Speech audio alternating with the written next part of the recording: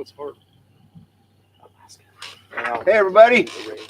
Hello. Hey, Tag Life Done Free. Hey, I'll let everybody introduce themselves in case you guys don't know who everybody is. Who's Hey, that? Someone's got to turn their phone down. this is Data from Getting Deep with Data. Porterhouse from Porterhouse and Teal. Hello, long-time listener, first-time caller. My name is Bobby Spags.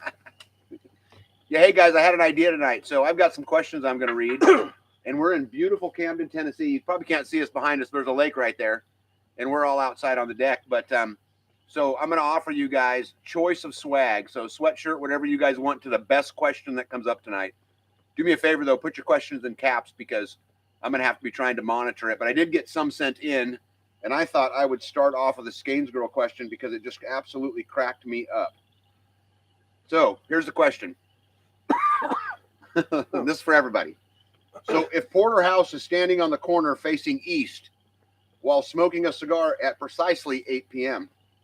and Tag dashes north across the street to a pastry shop for a cinnamon roll at 8:01 p.m., while Spags fakes tying his shoes to survey the area while discreetly sipping on bourbon at 8:02 p.m., how much loose change does Data have in his pocket?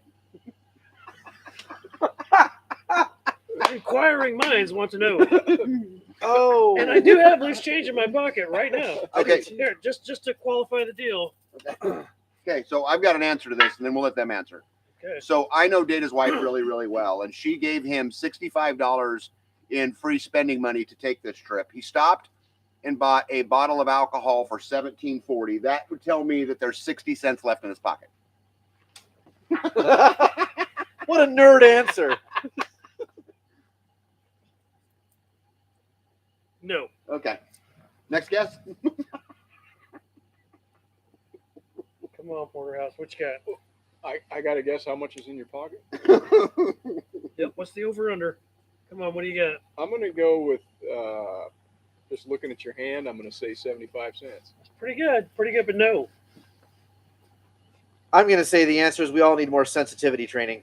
They probably do. That's 83 probably not cents. one. No. All right, how much food you got? 38 cents. I was in reverse. I win by default. I declare it to be so. In the alternate universe, you're correct. This is what it's like to be under a government, folks. Yeah, Miss Tara says she misses you, sweetie. Oh, I miss you too, honey. Yep. All right, so I'll get the next question out here. I'm trying to monitor both, so bear with me. All right. It's thundering here in Camden. It is thundering. It's coming We've been in. listening to the thunderstorms roll in here, and so far it's Okay. beautiful. The sound of freedom. Okay, so what are the first steps to setting up a homestead? What are your priorities? Well, the textbook answer would be water, Mhm. right? Mhm. Access, Mhm. right? Assess any structures that are on there, Mhm. right? That would be my go-to. Mhm. Make sure you got good neighbors. Mm-hmm. That's a big one. Mm-hmm. And start putting in infrastructure like trees and things like that are going to take some time to grow.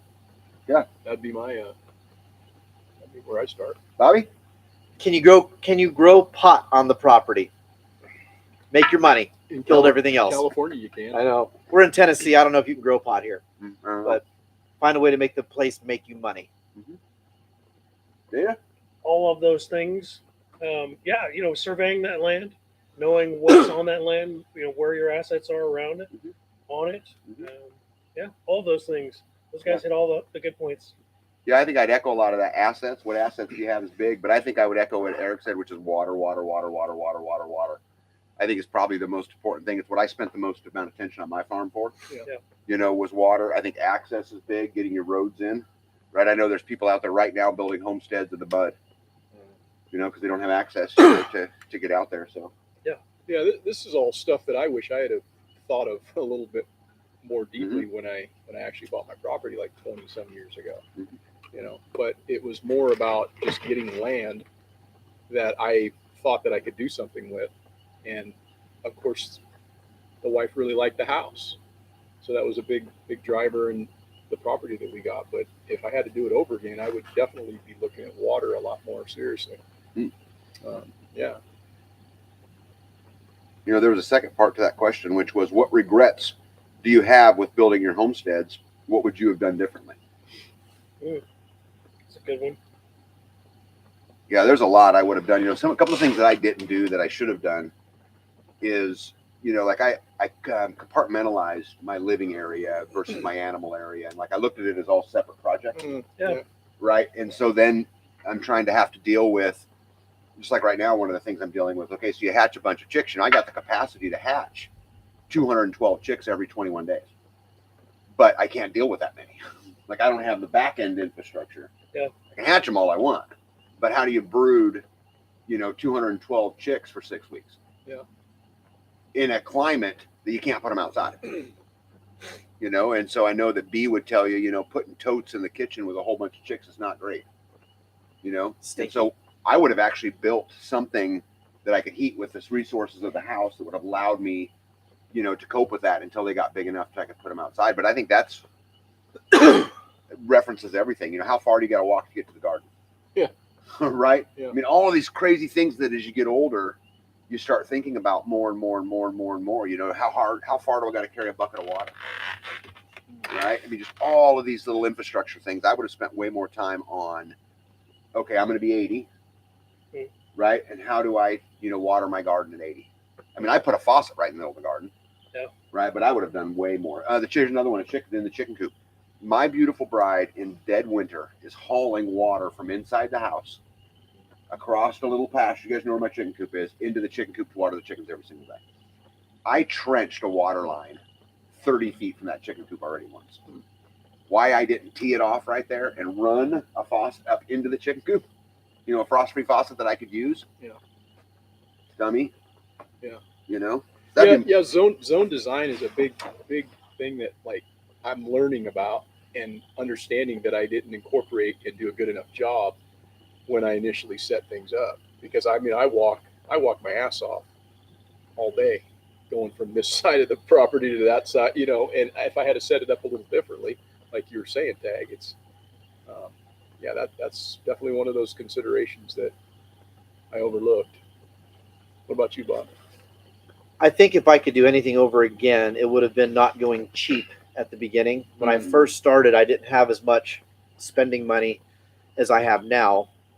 And when I built the first part of my duck pen, I used as much Craigslist free lumber as I could possibly get. And so now I'm having to go back and replace non-treated lumber with treated lumber because over the last 5 years of having birds, especially waterfowl, all that water constantly gets on that wood and the snow and the ice and all the other stuff we deal with here in Kansas. So I would have definitely saved and started later than rushing to get started now and going cheap. So the second half, the addition on my duck pen, is all done with treated lumber. It's all done with shade netting, and it's all done with better materials than the first half was. And this summer, I'm going to go back and restructure the new part into the old part and improve it. And I think that would be the one thing I would have done differently. Anything on your end, Dan? Yeah, so first of all, thank you, One Step Closer. Thank you, Big Kid 71. Thank you, Rickster. Thank you, Silver Lining. Hi, Miss Jules. How you doing tonight, honey? Thank you, Rain Country. I appreciate you guys answering me. And you know, I would change some things to kind of to echo what Bobby had hit on. You know, Spags kind of hit the nail on the head because I had a similar problem when we started out. Was I kind of tried to aim where the ball was and not where the ball was going to be. And so I spent money, you know, today, not realizing that tomorrow I was going to have to spend the money again because I missed a step in the process. I put the cart before the horse. I put the fence up before I built the infrastructure, and I had to take the fence down and move. So just all those little things that you don't know until you know. You know, growing up down in Oklahoma, my grandmother had an old farmhouse that still had an outhouse. It didn't have running water and electricity till the mid 1980s. And so spending the winters out there with them was interesting because you learned the difference between, you know, having an outhouse close to you in the wintertime versus having an outhouse close to your house in the summertime, you know, and then the virtues of both. Right. So there's a lot of things that I've done different, but spending my money more wisely and then planning ahead probably would be at the top of my list. Okay. Hey, Bob, and this is for everybody too, Bobby. So Johnny talks about security. What role does security have in a homestead? It has everything to do with security has everything to do with your homestead. If you don't secure your homestead, in many ways, you're just preparing somebody else to come and take your stuff. And I don't mean that from an end of the world prepper porn way. I mean that from the fact that if you don't have security, you're going to have predators that are going to come in and eat your stuff. You're going to have fire hazards. You're going to have neighbors, if you didn't plan correctly, who can come and steal the eggs, get into your garden, all sorts of stuff. And then on top of that, we'll add the prepper porn to this. If you are not willing to be violent to defend it, then why the hell did you build it to begin with? Danny, got any comment there? No, not really. I mean, securities. So what's the question? It's about. No, it's just we were talking about different things you would consider starting a homestead, and one of the comments was security. Mm. You know, that would be something that should be considered. I can tell you guys from my perspective, I mean, I try to build everything with security in mind. And as you guys know, I have badass cameras, bad motion sensors, pressure plates in my driveways, you know, things like that, because I don't really think the police are around to prevent a crime. I think they're there just to clean one up, you know, and to be there to report the incident at the end. So I would put security, you know, way at the top. Big Kid talks about southern exposure, right, for alternative energy. Mm-hmm. And I think this goes back to what you were talking about earlier, understanding your resources. Right, what resources can you deploy on it? Like where we live in Kansas, I'm gonna talk about this tomorrow a little bit. Solar and wind works great. I could never use hydro, just can't. And so I think to Big Kid's point, understanding your, maybe we should talk about that more. What does that mean? Resources, understanding your resources. Yeah, the resources that are on your land. You know, do you have timber? You know, do you have tillable land? You know, do you have 2 inches of topsoil with limestone underneath? You know, again, like you'd mentioned. Do you have access to water? You know, all those things, those types of resources. Yeah. You got a comment, Eric, on that? As far as security, this is something I'm kind of dealing with at this point in hindsight, but it's something I would recommend to anyone if they haven't already considered it. Is just planting trees, and I say that because for so many reasons, trees are a valuable resource, but they take a tremendous amount of time to get established and get mature. So you're better off planting them now than waiting if you have that concern at all. And the reason why I say that is because what I'm dealing with now is we've seen a dramatic increase in the amount of traffic on our road. And it's just a more high visibility type of an environment that I just don't really want that many people looking at our house anymore. And so as time changes over the course of 20 years, we've seen an influx of traffic, which has given our property a lot more visibility. And had I been thinking 20 years ago, I could have screened that off by planting trees. So it's, you know, from a security standpoint, I think that's one of the things you could consider. And it's something that I'm considering now to try to do more. Yeah. You know, when I think trees are one of those things that gives you on so many levels. Oh, yeah. Right? Because if you plant the right trees, you're putting nitrogen into the ground. Yeah. Right? You plant the right trees, you're getting hardwoods, right? For firewood. You plant the right trees, you're getting food. Yeah. Right? Shade, all of those right. things. Yeah. Right. Shade is a great point. You have to consider acidity too. Like in Kansas, we have a ton of cedar trees. They grow quick, they grow fast, so they're great for security, great for a wind block, but absolute crap to be by your garden because they're high acid. Right. Now you can put them by your berries and things like that, but you certainly wouldn't. You'd want to be smart with how you planted your trees and what you planted them by. Yeah. They're good perimeter trees, windbreak trees around here. That's what most people tend to use those for. Unless you just got them wild, like in your neighborhood or whatever. But yeah, I think Milk and Honey had an interesting statement. She said, build a 1-level home instead of 2. You know, when the kids move out, and I think this is important. Planning. You were talking about planning. You know, for where you're going to be, and not building for today. Right, building for tomorrow as you get older. You know, can you climb the stairs? You know, is the garden close? I think that's a good point. Is the shitter close? Is the shitter close? Right. Isn't this what permaculture is supposed to answer? The whole point of permaculture is zoning your property out so that you become you save your steps, basically. Mm-hmm. You know. Yeah, zone design. Yeah, for sure. Let me ask: can everybody hear us? Yeah. Everybody. He asked that, and everyone said, "Yeah, we hear you Okay, fine." Good. Yeah, this is back here in the back is a little muffled, but we're farther away. So just so you guys know, we're probably, I don't know, about 10, 12 feet away from the camera there, maybe. Yeah. So I'm looking for the next question here. Come on, Hey, give hey, us some hey, juicy questions. Hey, Ghetto, what's up? Yeah, I got some more, but I'm just trying to catch up. There's so many comments in here right now. Mr. Rain, how's it going? Mr. Oh. Ghetto. Rickster suggested a clear line of sight. For your Yeah, I can see that. for your shooting lanes, absolutely. Yeah. Yeah, I think this is interesting. You know, when we put our chicken coop in, my chicken coop's maybe 15 feet from a wood line. And man, I lose animals for chickens for predators. Hill says sounds good from the hills of Tennessee. Welcome to Appalachian. Let me see here. Rain Country says if you have a lot of conifers on your property, your soil will likely be pretty acidic, but berries love that. Yeah. Yep.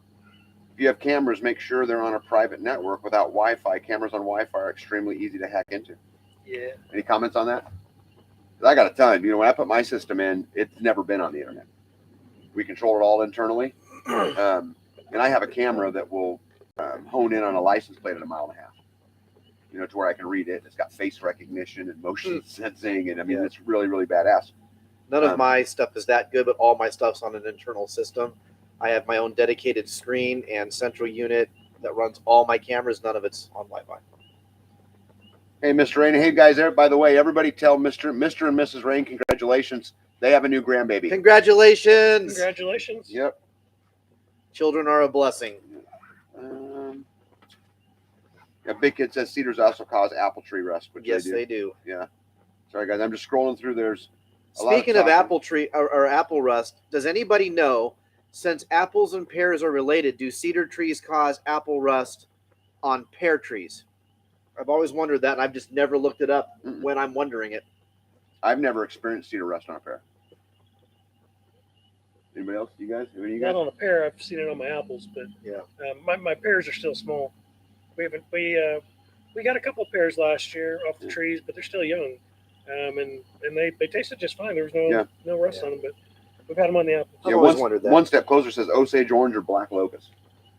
And so Osage Orange, what's really cool about an Osage Orange tree, I don't know if you guys have them out there, Eric. You guys have them? So they're super dense wood. They're super hard. They Aren't burn. they thorny as can be? Yeah, thorny. Yeah, yeah. They're not as thorny as a locust tree, Yeah. but they're thorny. But the one cool thing about a hedge tree is like you can plant them a foot apart, and when they get to be about 2 feet tall, you can bend them into each other. Yep. Strap them, and they'll grow into one tree. Uh-huh. And so you can literally go boing, boing, boing, boing, boing, boing, boing. They're a fast-growing tree. Mhm. They're super hardy. You can hardly kill them, and so they can create a hedgerow. Yeah.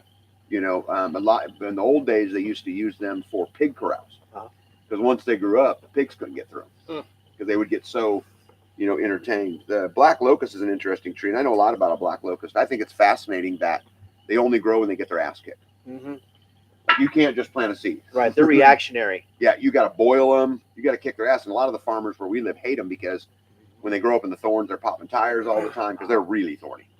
Like thorns that big. But they only grow through destruction. They farm them in Europe to make bridges out of because Yes. the wood's so hard. Super dense. So dense, yeah. Yep.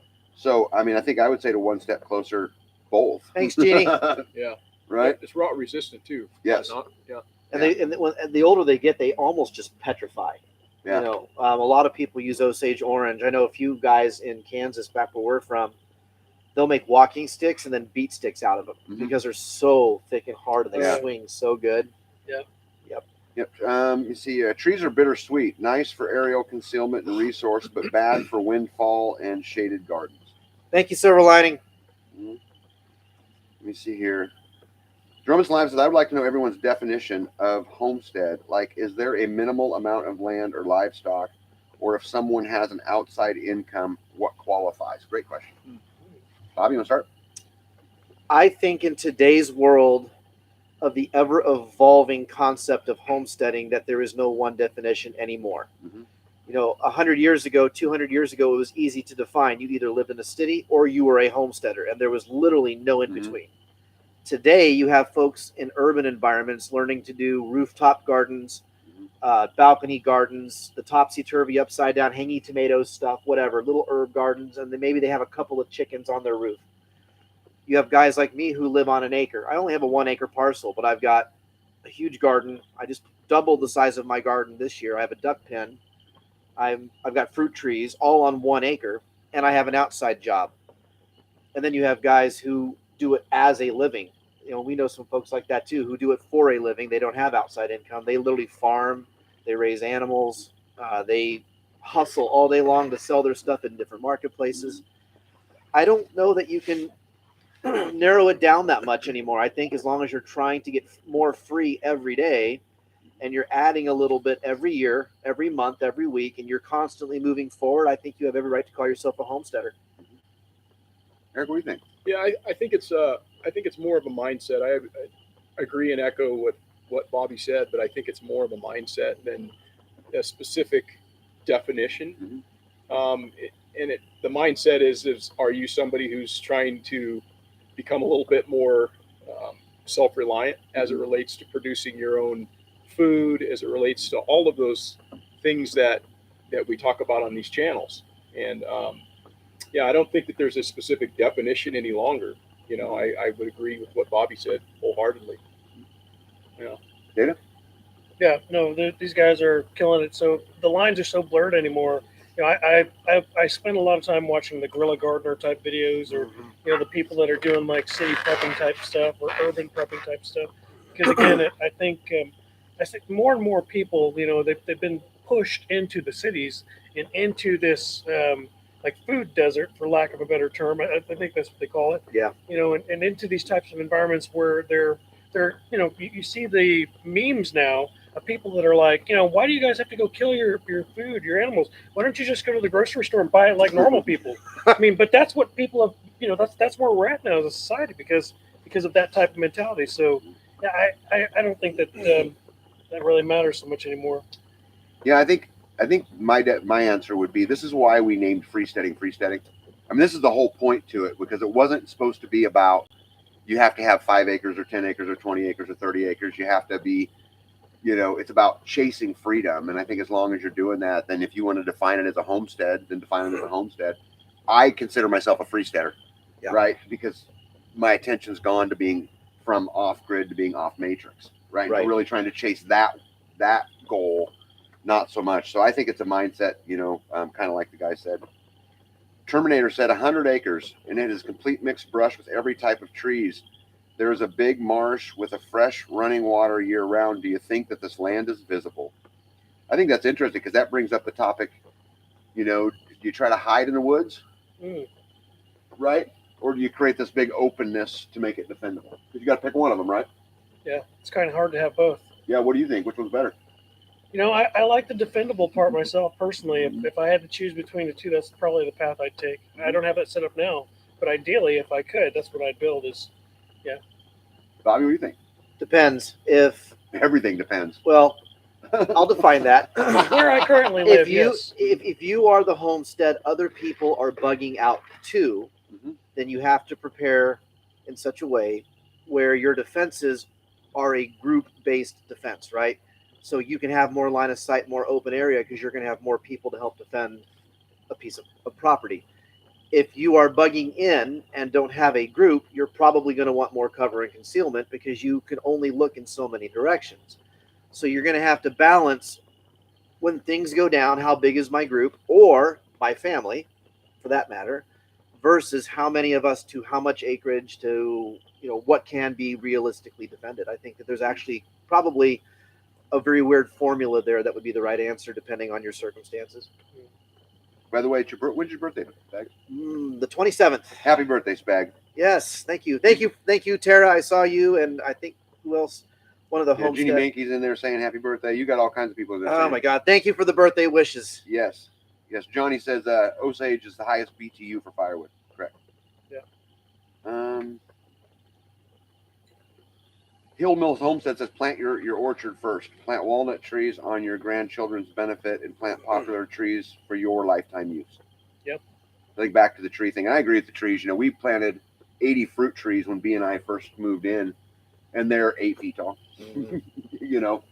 They're still 2 years probably away from giving me anything worthwhile. Yep. So I should have planted them. Back to that previous question, Yeah. I think it's it can be both things.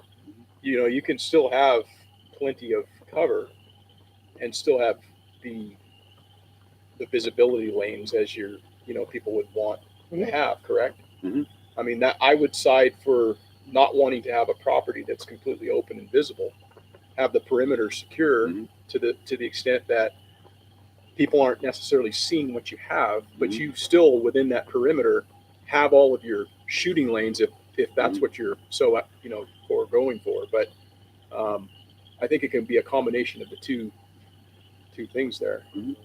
not an either or. It's Yeah. a both for me. Yeah, well, I think that it's also very dependent on where you end up, right? I mean, I think you look at your resources data and say, I'm better off hiding here, Yeah. or I'm better off, making it secureable or some mix of the two. I think it's kind of dependent upon where you're at, right? That's Because exactly I'd it. probably answer that question differently if I lived in Arizona, Yeah, where I'm Yeah. currently at now. Yeah. right? I probably would, I would think. Thanks, Danny and Wanda. Thank you. Yeah. Asteen85 wants to know if you can drop a link to your cameras. No, can. she's probably saying that to you Yeah. because you were talking about how good their security was. Oh, yeah. You talking about the cameras we're filming on or the cameras on? Probably. I need to do a security video one of these days Zoom because in, I've got yeah. really great security. Yeah. It's funny. People pull up to my driveway. I know they're there long before they can see my house. They use radio waves instead of the internet. He has a really good tactically positioned pothole right at the beginning. Yes, I do. That's a deterrent. You know? Let me see. Rain Country says a home and adjoining land occupied by a family in ancestral home. Yeah, that'd be nice to be surrounded with your family. You see here. You have a lot of happy birthdays in here, Spags. Thank you. If I've missed some of them, my phone keeps turning off. I'm sorry if I've missed saying thank you. Thank you to everybody. I know that's kind of a communist way of saying thank you, and I apologize. Mr. Rain says homesteader is not the same as pioneer, not the same as a homestead seeking independence. Rain Country says normal people, haha. Yeah. Normies. Let me see. Prep for the Eternal Homestead says we're adding regular to our food forest 401k to borrow a term. Oh, that's an interesting way to say that. They're consider their food forest their 401k. Yeah. It's an investment. I like that. Yeah, makes sense. I watched a video, I think it was a Rain Country video just recently where she's talking about her food in those terms also. She was talking about, it was a video she put out with canning stuff. I went back and was watching some of her old videos. I'm pretty sure there was one in there where she was talking about her food as a savings account. Yeah, Faith says that she loves the idea of clearing the center of the woods surrounding, your line of sights, but some concealment from passerbys. So the combination. Yeah. Oh my goodness, there's so many happy birthdays, Bobby. How does anyone know it's my birthday? Dude, I don't. I'm not even on Bookface. Oh, Danny and Wanda are here. Hey, Danny. Hey, Wanda. How are you? How's it going this evening, guys? Thanks for stopping in. Tactical Redneck says Nicole says hi. So Nicole Sauce is in here too. Hey. Grumpy Acres is in here too.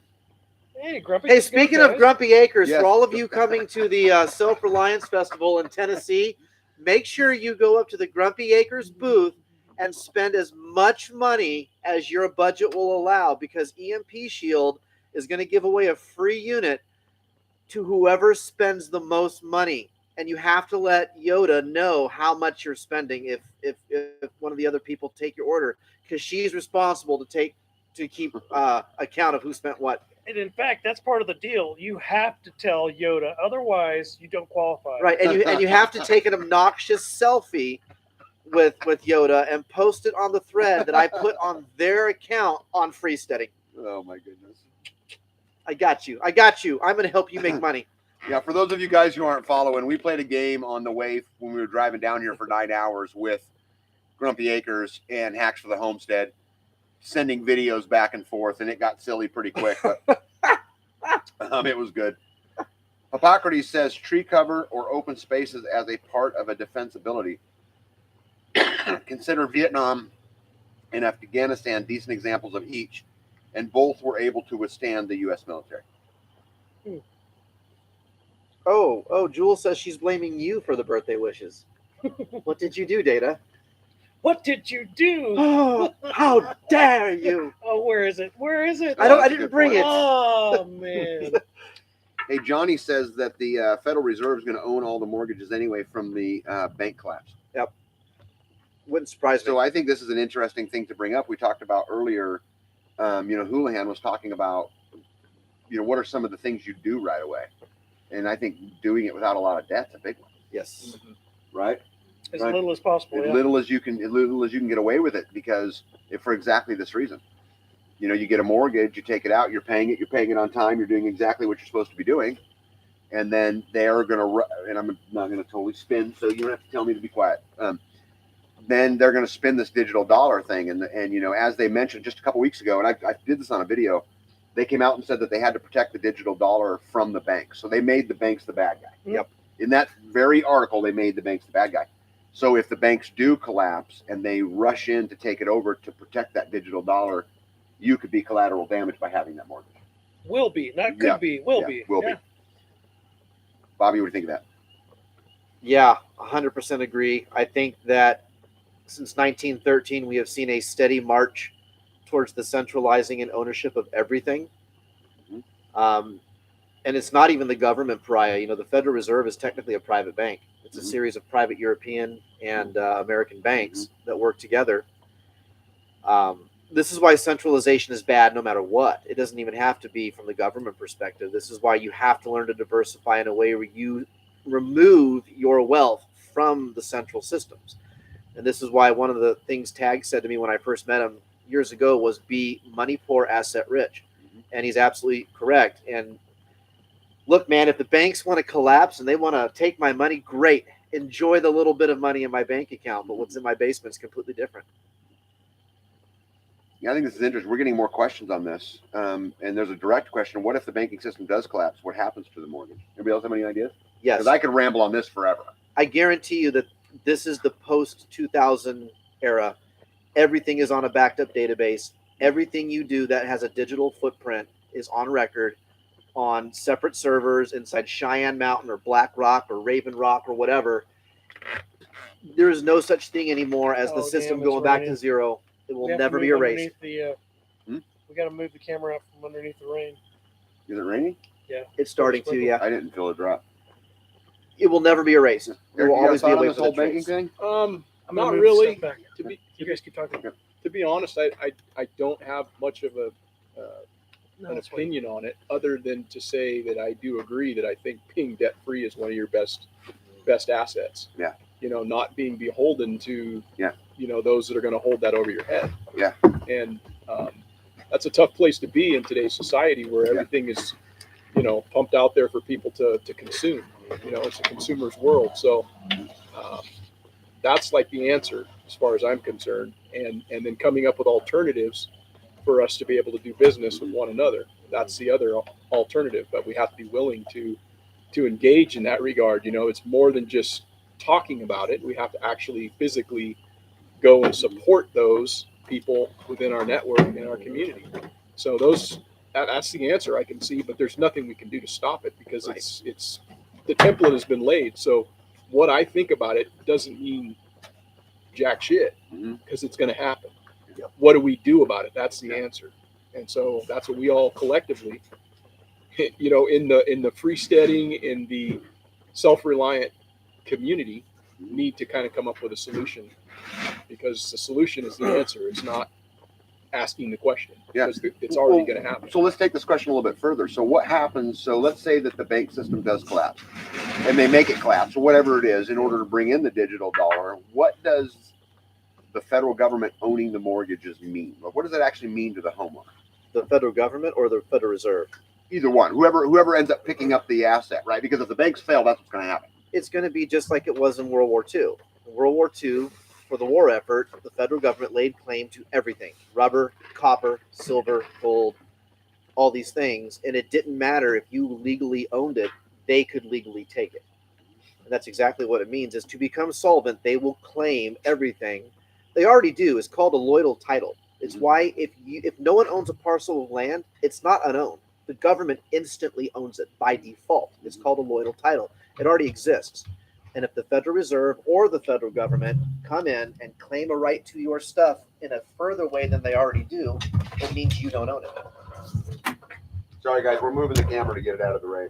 You're going to have to let us know if the audio is any good from being further away. We might be moving underneath. We might be moving underneath too. It's starting to come down, I think.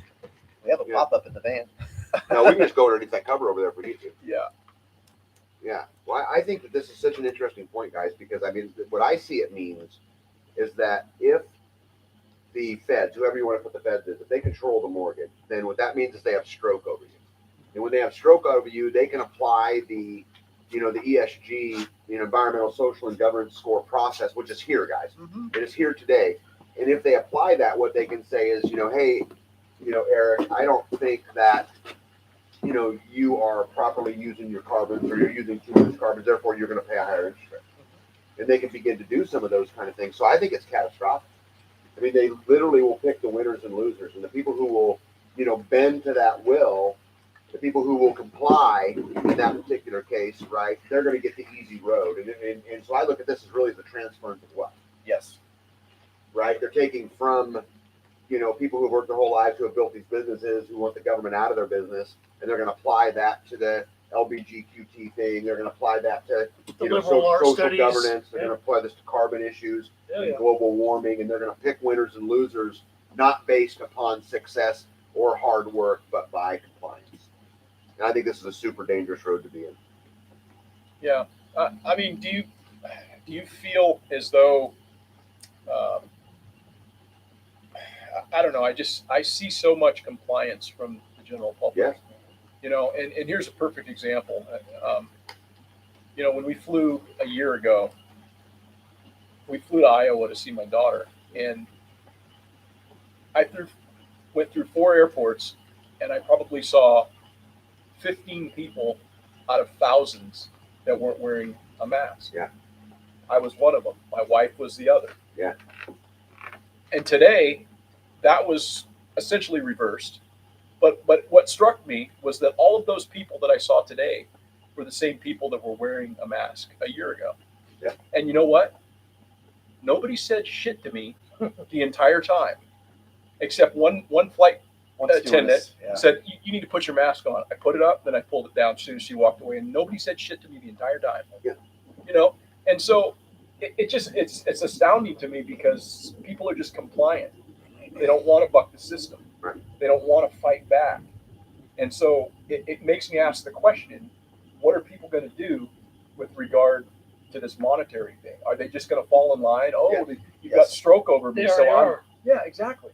So again, that's why it's important to act now and to try to do something, because we know it, we see what's coming, right? So we, the people that know it, should be doing something, which is supporting one another in whatever way we can, and coming up with alternatives to what's coming. Well, I think the counter economy or the parallel economy is the only way it's going to work. Yeah. Because, guys, at the end of the day, it's going to literally going to be a stroke game. It's the gray market. Yeah, they're going to put their thumb on you, and they're going to add pressure, and 99% of people are going to fold. In fact, I would even go a step further, that they're going to say, hey, so on Monday, the digital dollar becomes a fact. You have 30 days to turn in your cash. And for anybody that does, because of the times, because of all of the bad banking system, we're going to add an extra $5,000 to your account. To anybody who has under $100,000, for over $100,000, or people within investments, it'll take a little longer, but we'll take care of you. And of course, that will never be made true. It'll just happen in the middle of the night. So how many people, if I gave an extra, who had under $10,000 in the bank, will comply if I gave them $5,000? All the people that voted for Andrew Chang, all the people that voted for Bernie Sanders, all the people that voted for, fill in the blank. I think it's dangerous. And I think Eric's point's exactly right, is that we have got to figure out how to create counter economy. Part of it is being unlazy, and being a little more discerning with the cash you do have. I should be willing to spend $5 a pound for chicken meat from Porterhouse instead of $3.99 at Walmart. Yeah. I should be willing to spend more with the people I care about for a better quality product than just relying on, I only have so much money, blah, blah, blah. Guess what, guys? You don't need subscriptions to 18 streaming services. You don't need the top of the line internet package at your house to play video games with. You don't have to have the latest cell phone. There are so many ways that the poorest people can cut costs, but they refuse to, because it's all based on entertainment. You do that, and I can now spend more with you for what you provide, and data with what he provides, and it will no longer be an issue of, I have to go to Walmart to buy all my shit for cheap. Learn to budget your money better. Yeah, see, that's going to be gone with this digital dollar. As far as it's going to be another, when cash is no longer something that you have ready access to do business and exchange with the person sitting next to you. You know, it's going to go away. It will. It's going to vanish. I'm saying it more from the perspective of you train yourself, you train your mind now, and whatever that evolves into, whether you're trading seashells or silver dimes or ammo, right. I'm willing to spend more with you than the stranger down the road. Yeah, no, I got what you were saying. I'm just saying that that's something that people, I think, aren't really seeing far enough into to realize that we have this available now. We can cut the middleman out by doing business between me and Data, or me and Spags, or me and whoever's over there. But we choose not to in a lot of cases. Yeah. So that's something I think we all need to do a better job of looking at ourselves in the mirror on that and trying to live up to it. Yeah, I talk a lot about how you ask any general how many fronts they want to fight a battle on. All of them will tell you one. And they'll tell you one because any more than that's what's their resources, right?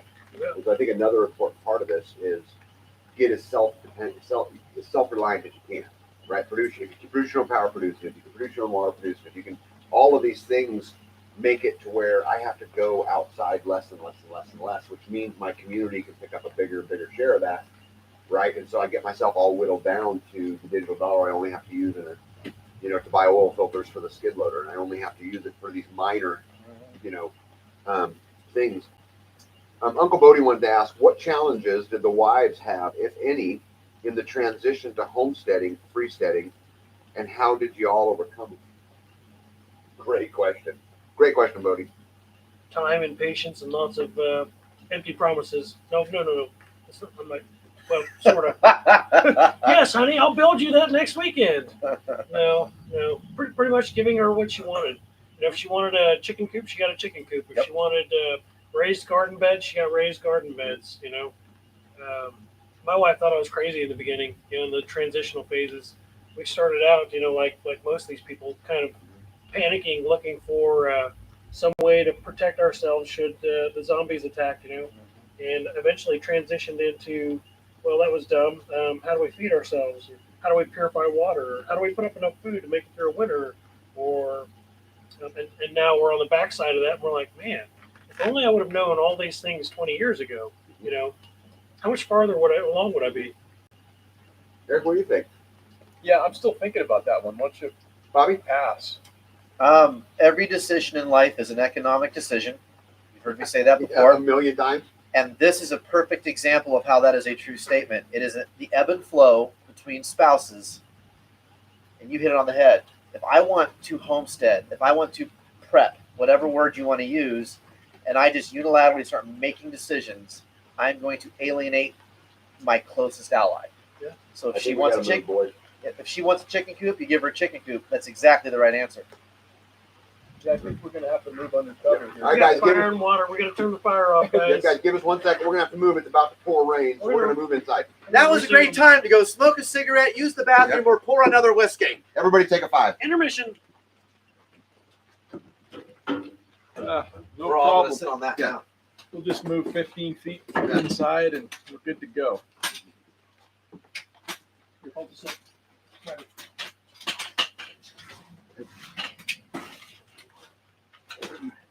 There's 90 people in the Yeah. Pretty We're cool. good. Okay, so we're going to sit here, and I'm going to put the camera right here. Yep. Sit over. You're sitting right here? Yeah, let's sit right in Right here. here? Yeah. I'm going to move the camera back over here. On the casting couch. Yeah. Yes. Move this back.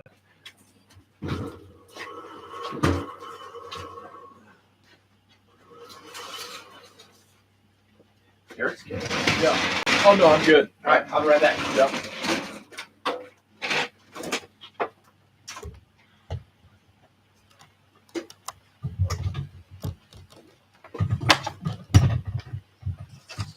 You cool. Pick up on that power cord. Perfect.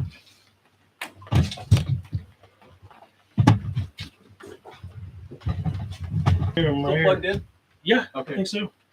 We're still good. We're still rolling. All right. We're gonna resume right here, guys.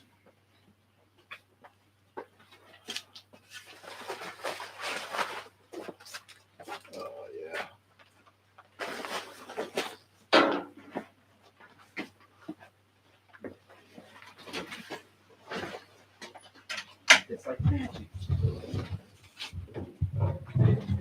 Yo, what's next? Those are Data's. What do you need? You want some of your crisps? Knock yourself out.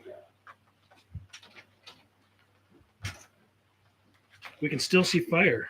Eagle Lover says we have 80-mile-an-hour winds headed our way. Yes. Bark, bark. Well, my beautiful bride Bark, said we got some bark. weather coming. It's all right, though. We're going to have a good show. Yep.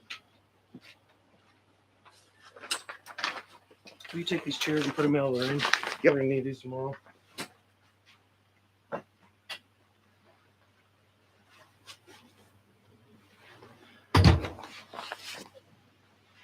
Teamwork makes the dream work. Yeah, that one's heavy. My God, that's a tank. Okay, and then we're just going to plunk down here on the casting I think couch, that's. I guys. think that's one of the chair covers. Oh, yeah.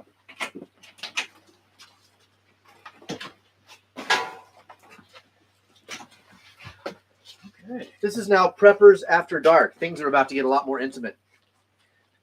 Oh wow, that's. Why is there 70s porn music playing? Why is everybody so hairy? What is going on? How are we doing? We are good. All right, guys. I think we're about back. Okay. There's so many questions. Keep coming with the questions. How's All right, it going? guys. So, first, Eagle Lover, Texas. Thank you. Apparently, we have 80-mile-an-hour winds coming. So, if we just end it, it is what it is. And then also, Nicole says as soon as we went live, they started selling them more tickets. Go freesteading, right? More tickets. Yeah. And spend all your money at Grumpy Acres Farm. Buy all the things. All the things. Yeah, T-Paw says that there's tornadoes on the ground in Mississippi coming, headed our way, already in western Tennessee. Be safe. Heading our way, meaning theirs. We're in Western Tennessee. And we're headed this way. Why they said Mississippi? Yeah. That's not a joke, right? No, No. it's not a joke. Oh, He's Welcome Yeah, to Tornado Alley, Eric. Welcome. Oh wait, you don't have those in No, California. we don't have those. I've lived in Tornado Alley most of my life, and I've only ever seen. They one just had tornado. bomb cyclones in California. I saw on the news yesterday. Is that right? Yes, there was 2 bomb cyclones in California. They were all freaking out. They were destroying. Is that like a microburst? Yeah. Yep, they were like, wow, look at this. This never happens. Can anybody online confirm that? Can you guys confirm that there was like some bomb cyclone tornado things in California this How week? about you confirm that there's something coming this way? I don't care what's No, going he's- on right Wait a minute. Does that mean like bomb, like they drop, or like that was the bomb? The bomb. That's the best cyclone ever. Yeah. Oh, man. Hey, Johnny's posted this question twice, and so I'm just going to get to it now. But it says, my question to everyone is, what is your plan if the government forces you into CBDCs based on mortgage, land tax, or a Social Security recipient? Well, I don't think it's a matter of if. I think that's a fact. Yeah. It's inevitable.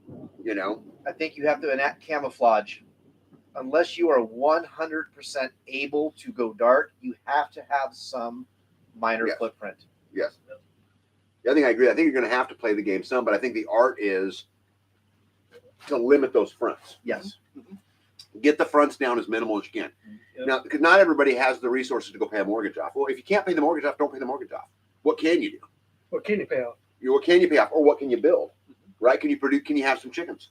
Can you work on being, a great gardener? Well, what are the things that you can do to limit the fronts you have to go fight on? I would highly suggest getting rid of all unnecessary unsecured debt, credit cards, credit lines, because when they do this, there is a good possibility that they will do this metric to determine your new value in the new system. And your debt to wealth ratio currently will be used against you every possible way because they will want to start you out as low as possible to keep you in servitude. Yeah, but Bobby, I think I would argue this with you, bud.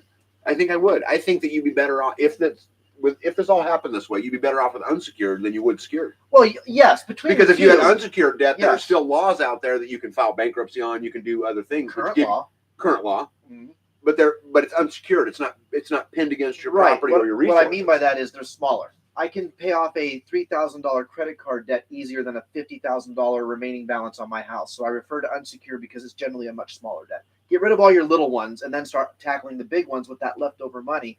Kind of the Dave Ramsey method. But I think I would still even argue that, because let's say I had $3,000. If I could pay my mortgage down $3,000, then their increase in interest because of my carbon footprint wouldn't affect me as much when the credit card I could walk away from. And maybe I'm looking at this wrong.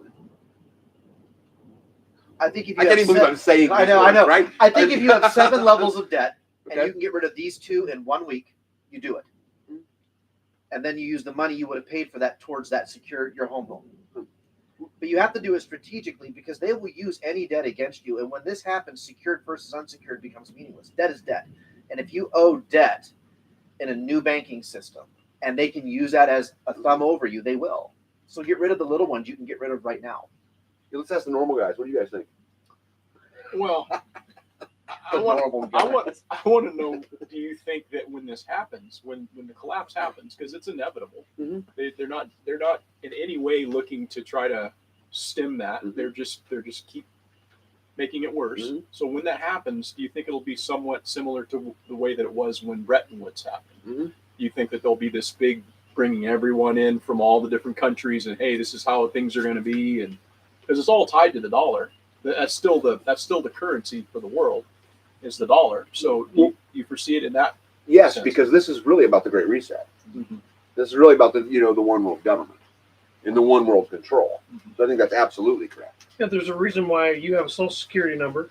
There's a reason why you have a specific amount of debt tied to your social security number the minute you're born. Mhm. There's a reason why we're now seeing all of these pieces being put on the playing field. Mhm. The last 2 years, we've been conditioned. 3 years now, we've been conditioned heavily to accept this, and to just go along with it. It's interesting to me. I look at it from the perspective of the self-checkout line at Walmart now is the new litmus test to see what you're willing to do, to see what they're willing, what you're willing to put up with. Because now, like exclusively at some of these Walmarts, that's all they have is self-checkout. That's all that they offer. And it used to be the shopping cart was the symbol of anarchism, or the test for it. You have the right to put up the cart or not put up the cart. Either way, right? Mhm. So this is the test in self-governance. Mhm. Well, here we are now. Fast forward to, you will render unto Caesar that which belongs to Caesar. You can no longer pay little Johnny for mowing your yard without Big Brother taking a piece of that, on the pass through. You know what the best thing to do with self-checkout is? Buy all age-controlled items, because it forces the person watching all the self-checkouts to still come help you. Buy cigarettes, alcohol, ammunition, spray paint. You buy that shit at self-checkout and make that little hourly guy come over and still help you. Did it go out? It's going. I was trying to. Yeah. Nicole wants to know why she wasn't invited to the live. Oh, son of a bitch. That is a great question, Tag. Why wasn't Nicole invited to the live? The patriarchy. Yeah, it's because we were all stayed in the same place. Well, look at this. Okay, you guys watch. You see him over there in the rain? Yep, Porterhouse is taking one for the team. He's our resident firefighter. He's resident firefighter. It's okay, folks. He's a professional. We're good. Dude, it's coming down. Nicole, to answer your question, we all drove up together, and when we got here, we just decided to do this. But John said something about a podcast, wanting me to do some podcast with you guys this weekend, so we'll get our chance. Yeah, and also, guys, for everybody who knows, a couple things. The digital pass for the Self-Reliance Festival, you can buy those, or obviously, I'd much rather you come in person and, so that we can yoke up and meet each other. But Nicole wanted me to mention that. Yep. Come see me and Bobby. Yeah. Come see Tag. I Come actually see Porterhouse. I brought some Spags swag. First time I've ever done that. So I've got some stickers and some buttons to give you. I want a button. I got you. That's right. Don't forget to stop by and tell Yoda and take the picture with Yoda. Yes. You have to. Don't forget. As many selfies as possible. Or you don't qualify for the EMP shield. Yep, got to be a selfie with Yoda. Hey, so we're asking, what do you guys think about universal basic income payment system will come to fruition? Yes. The Andrew Chang model. Yeah. That's the feed the bears. Yeah, so what do you think? I think universal basic income will be a worm. I think it'll be a reward for the most compliant. It's kind of already here. to some extent, and it has been for years with welfare, Social Security, and all EBT, these little, and all of those things. They've been softening people's acceptance of that for many years, and it's probably just the next Iteration. the next thing that's going to be rolled out, and people will just accept it because people are compliant. I don't think it'll be as striking as we think. I think when universal basic income gets rolled out, we won't even notice. I think it's been incrementalized, like you said, so much when they finally say, you know what? Remember COVID when we gave you so much dollars a month on your EBT card? We're going to start doing that forever because, God, the world is so hard. Yeah, I don't even think they'll ever say it'll be forever. I think they'll come in and they'll leave it open-ended and say for some period of time until the economy recovers. But here's the thing, guys. It's such a lie because all they're doing is, devaluing it further. I mean, they're not even giving you your own money back. They're defacing it and then making you feel good about it, devaluing it. And so I think the art is what we have to do is learn to live outside the system. Yes. If you're dependent on your credit score, you're in a bad spot, right? Don't be dependent on your credit score. Don't be dependent on the systems, right? That run it today. Find another way to do it till you're, doing business with each other. Comment. Mm-hmm. Barter is better. Yeah. Let me see here. Speaking of barter, you guys need to come to the Midwest Preparedness Project next month and check out Bartertown. Yeah. Let's talk about that a little bit while I find a question. So I don't know if you guys have seen it or not, but go to Spags Unfiltered. He just dropped a video here a while back about the Midwest Preparedness Project, or go to www.midwestpreparednessproject.com. You can check it out. You can go on Freesteading, you can go on MeWe, you can go on Bookbase. But check it out. It's a preparedness community project based in the Midwest that all of these lovely faces that you see here today are now working on or working with in some capacity. Or go check it out. You'll see. Hey, Nicole just said that she paid off her second mortgage. Woohoo! Hey, everybody give Nicole a congratulations. Yeah. Did you do the Dave Ramsey debt-free? No, wrong show. Yeah, I'm looking here. Thank you for joining us today on this awesome podcast. We know you had your choice in podcast. We'd like to thank you for flying with us. It's a true story. Johnny says credit cards were designed to be used to buy houses and rent them out for consistent cash flow, not to charge crap products on them. I thought they were designed to shimmy locks in the barracks when you're in the Army and you accidentally leave your key in the car. I thought they were so you could like cheat on video games and like skip to the end level because you bought all the cool stuff. Could be. Yeah, I think that credit cards were created as a way to enslave people. Yeah. And I think that we're literally living through the worst example of slavery in the history of the world. I mean, I just do, because they get you at every corner. At every freaking corner. I mean, this reminds me of a conversation I had as a kid with my dad. Okay. I was probably 7, and I saw an American Express commercial on TV, and I'm like, Dad, we should get that. You can use that card, and it's just like money. We can get all kind of stuff. And he looked at me like, are you about stupid, son? Is how he looked at me. Even that, you dumbass look. And he had to explain to me what a credit card was. But think about that, man. They started that stuff, and it was a programming thing to now. Even adults who would normally have told their kids years ago it's not just money are like, oh, yeah, I can use it. It's just as good as money. So many people It was that, yeah. incrementalization, man. Yeah. Well, it's just interesting how they do not teach this stuff in school. they don't. In public education. Mm-hmm. They just do not teach anything regarding financial literacy. Yeah. Because they've probably been told not to, Mhm. because they need to make money. The banks need to make money. The credit companies need to make money. Mhm. The people that are perpetuating this Mm-hmm. need to make money. And that would be the wrong thing to be taught in public school. But Yeah. how much would we all have benefited going through public school had that been something that we learned? Hey, you should probably not do these things, but they encourage those things. That's because public education isn't designed to do that. It's designed to teach you just enough to make sure you understand how to count back money at McDonald's, or how to sweep the floor at the gymnasium, or how to, work at the bed and breakfast. That's what public school is designed to do. It's designed to keep you trapped in that loop. Well, and to keep you an obedient soldier. Yes, Yes. that's I mean, there's a reason why the bell goes off at the exact same Again, time. There's a reason why the classes it's are the exact same You length. bet. There's a reason why, from the Prussian school system of, Russian school system. the 1800s, right, the late 1800s. Yeah. That's the reason that all of that stuff is there. Get you just smart enough to do your job, but dumb enough to be compliant. Bingo. You know, And what a shame that is. Cogs Sorry. and soldiers. Anybody Cogs and that's a soldiers. teacher out there, I apologize if you took that wrong. No, here's the thing. I want to speak to those teachers. Yes. Yeah. You get to make a difference. Well, that's why I said I apologize if Yeah. you took that wrong, because I mean that's genuinely how I see it. I know the majority of people I talk to see it the same way. It seems like you guys agree. I have nothing but respect for the teachers who go in and every day pour their heart and soul into a system that abuses the ever living shit out of them. They're martyrs in many ways. So yeah, it's not a reflection necessarily on them as much as it is the system they accidentally found themselves part of. Here's a great one. So, for everybody, but start with you, Data. What do you think of cryptocurrency? Cryptocurrency, like the new digital dollar that's coming No, around. like Bitcoin or any of the other ones, Dogecoin or whatever's going on. What do you think? I think it's another shiny distraction. I mean, it's another option for some people to make some money. If you can get in at the right time. But personally, I've never played with crypto. I don't have any crypto. I've never bought any crypto. I don't intend to buy any crypto. That's just me. Bobby? I have some crypto. It started out several years ago when some of the new cryptocurrency apps for your phone came out. If you joined them, they would give you $50 in free Bitcoin.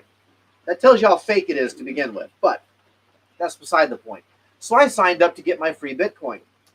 2 years later, I was given a tip by some friends who do a lot of crypto stuff that this crypto is about to do good. This one's about to do good. So I went and I was like, wait a minute, I have this free Bitcoin.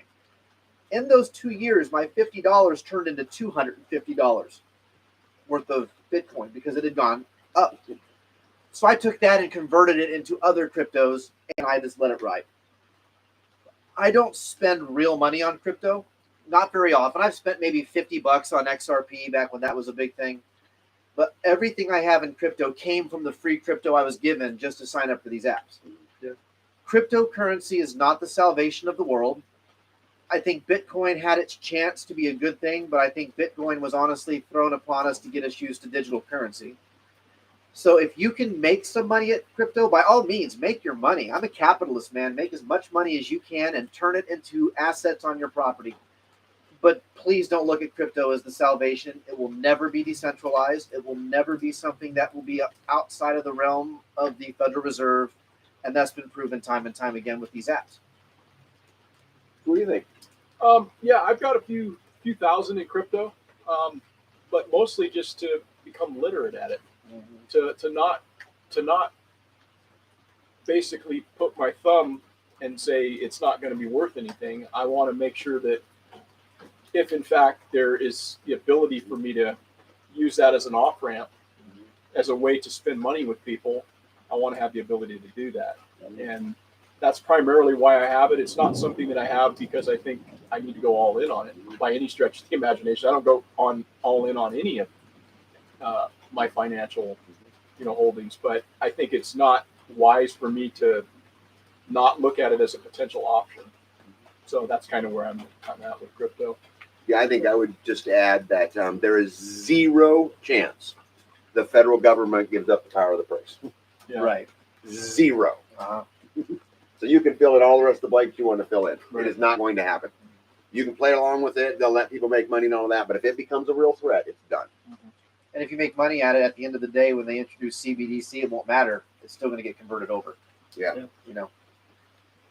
Yeah. So the Rickster wants to know who makes the best plate carrier. Oh, God. That's a better question for you than probably any of us.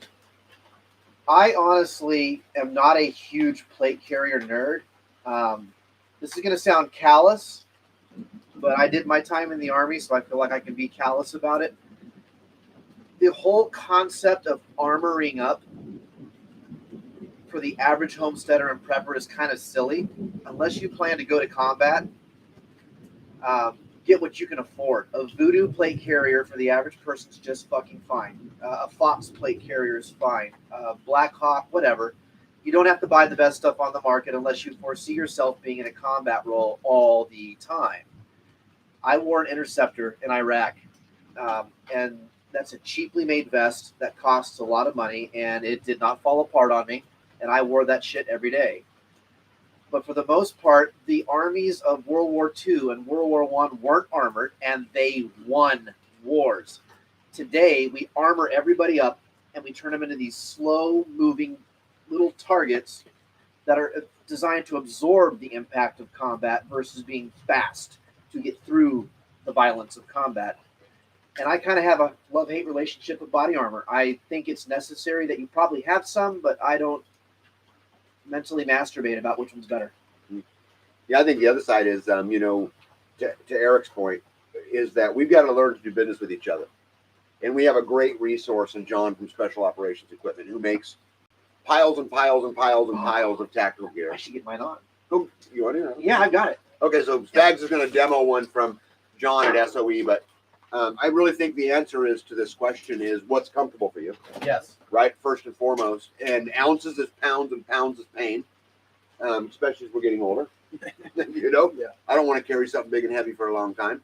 And then the other thing is do business with like-minded people, do business with that. And we got a great opportunity with John with Special Operations Equipment. So I would say do that. Yeah. Question for you, what's the best chicken? The best chicken? Well, that's obviously a personal choice. And Yeah. I haven't had every chicken there's been under the sun, so I can't really speak to that. And there's going to be people that have their personal preference. My personal preference right now, I think it's a really great chicken that I've come across within the last year, and we've had them for about a year and a half now. These hens they're awesome. They're called the Norwegian Brown. They're a hybrid out of France that was developed in like 1992, and they're laying machines. They lay huge eggs that are jumbo size. They're super docile. So as far as from what's my personal choice, that would be my personal choice at this point, because attitude You have to matters. have a micro When you're talking rig about on your livestock. t-shirt of your micro rig. If they got bad attitude, they got to go. Your But double That's micro my rig. personal I love it. preference. Yeah. What about you? I don't really have a preference on breed. What we try to do at my farm is we try to selectively breed. And what I mean by that is like when they all hatch for this year, I'll take the biggest, friendliest, Yeah. roosters. Those will be the ones we keep. We'll eat the rest of them. Yeah. And I'll try to continually breed them to be what I want them to be, regardless of what. I kind of breed my own breed. Yeah. They're a mix of a million different, probably breeds. I don't even know what they are. Yeah. Farm raised. Bobby, show us the deal. Get up there, spin around, B-Band of White. Come on. John Willis, you are a fucking genius when you created this design. I have run dozens of chest rigs in my lifetime, and these are my absolute favorite chest rigs. I wear this in conjunction with a battle belt that's separate from the chest because I hate systems where it's all one piece, because that will screw your hips and your shoulders up very quickly. But yeah, this is what I run, and it's loose enough right now where I can put a small plate carrier underneath of it if I feel the need to do that without having to adjust my top straps. And if I don't want to run body armor because I'm just patrolling around on an ATV and I'm not taking fire all the time because this isn't prepper porn, this isn't the Book of Eli, then I can just throw this on and be just fine. But it does have a pouch back here. If I want to have a custom piece of armor made, it will fit inside this pouch. The last chest rig you'll ever need. Yeah, I think Chuck Peoples brings up, by the way, Chuck Peoples, hello. I think brings up a good point. The body armor should be treated as disposable. Yes. Yeah, And that's a if good you don't point. know how to store it, that's what a lot of people don't understand is with a lot of your Kevlar-based stuff and your synthetic stuff, if you don't store it correctly, it goes bad. AR-500 steel is one thing, but if you just have Kevlar and you don't have it climate controlled, it will go bad. If you ask my wife, Tag, what her favorite chicken is, it's the naked neck. She got some naked necks from B Yep. Here a while back, and so she's got a couple of them that she's now nicknamed Bro and Grandma because they've got like these. I don't know if you've ever seen a turkey naked neck, but they just have these crazy. Like she's got one that's a dude. He's a rooster. He's got a mohawk. Yeah. And when he's pissed, he can make it flare up, and he looks like a velociraptor. And it's so wild to see this dude throw this little. My favorite is Kentucky Fried, but hers is neck and neck. So Flint McRock wants to know what brand is that chest rig. So give him another plug. Oh, this is from John Willis here at SOE, the compound we're going to be at for Self-Reliance Festival. Go to specialoperationsequipment.com, I believe it is, or original SOE. It might be original SOE. Just Google Special Operations Equipment Micro Rig, and you'll get these. They hold 4 magazines, and then you have a utility pouch, and then here I'll have like a tourniquet, a compass, a headlamp, some hand warmers, whatever. This can be completely modified based on what I'm doing that day. And then my belt rig, I have 2 more AR-15 mags. I have all my pistol mags and my drop pouches for my pistol and all that other stuff. Yeah, can one of the mods, Jules or somebody in there, can you guys put a link to SOE in there so if people want to check it out? And again, guys, this is a guy who donated his building, his compound, for us to come and practice freedom and to practice community. So let's do business with him. I bought 2 from him last time when I came up to speak, and so let's make sure that we're supporting them. And there generally is a back order time on some of these because they, here at SOE, they make everything themselves. So do not go into this thinking it's blackhawk.com or lapolicehere.com. No. You're not going to get your shit in 2 days. It might take you some weeks to get it. Read. And John doesn't do anything in fine print. Everything is bold and in red, and it will tell you that there is no ETA on receiving some of these items. If you buy them, it could take you several months to get it. Don't badger him. Trust me. Just trust me. Yeah. Actually, do badger him. Oh. Yeah, the Rickster says chest rigs are far more important to have. Yes. Yeah, I couldn't agree more. All right. How long has that been going on there, bud? How long we got? We've been going on here for about an hour and a half. Okay. About an hour, a little over an hour. We started at 8. All right, Yeah. cool. So Bobby's going to drop a link and then we're going to give our final words and we're going to get out of here. We got an early morning in the morning. There you go. So if you guys look, Bobby Spags just dropped a link in the bottom there of the chat. But Danny, you got any parting words before we get out of here? Yep. Just be good to each other. Come check us out at the Self-Reliance Festival. Make sure you go to selfreliancefestival.com.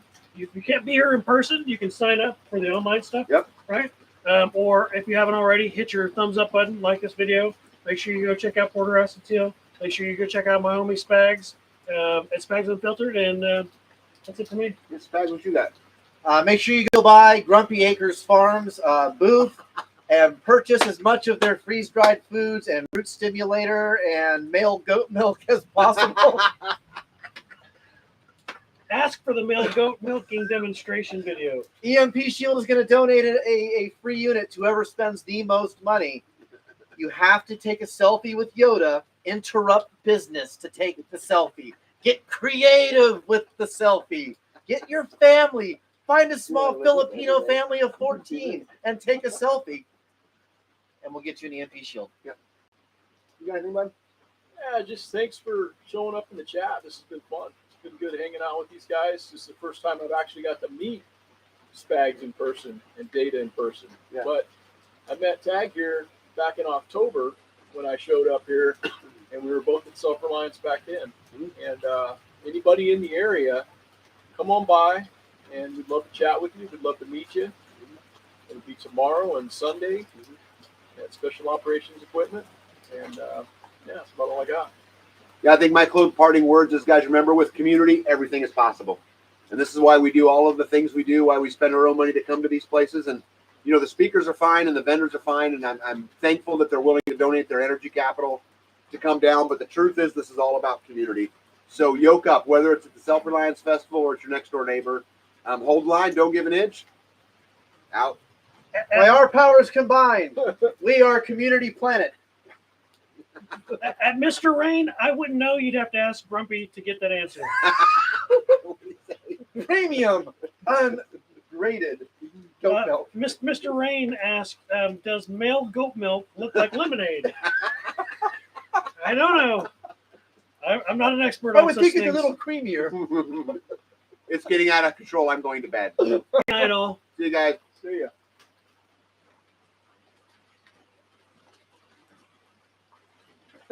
And we're